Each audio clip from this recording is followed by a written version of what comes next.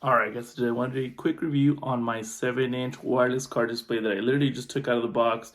I'm just going to go over the parts real quick and then I'll show you how to install it in the vehicle. So you get your starter's guide right here. You get the power source for the vehicle. It does use a Type-C. Let's see what else we got. We have the way to mount it.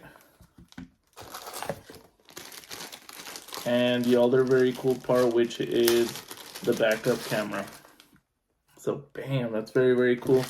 That should be an auxiliary and maybe some tools if you need them.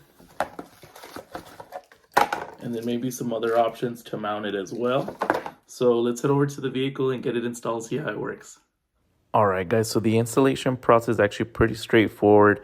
Once you get that piece onto the windshield, this screen will actually just clip onto the back, and then this is the actual power, which is Type-C. We'll go ahead and get the backup camera as well and just get it hooked up to it.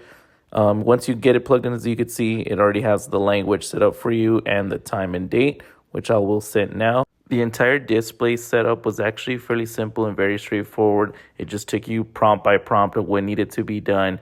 As you can see here, it wants me to hook up my Bluetooth, which I will do so now with my phone. Here are some of the applications you can choose from. This is the front view camera, if you so choose to use that. And like I said, it also comes with the backup camera. Here I am using the mirroring from my phone through YouTube. So you can see it literally mirrors everything on my phone. So I'm going to go ahead and load Peacock. And as you can see, everything shows up on here. Great product, 10 out of 10.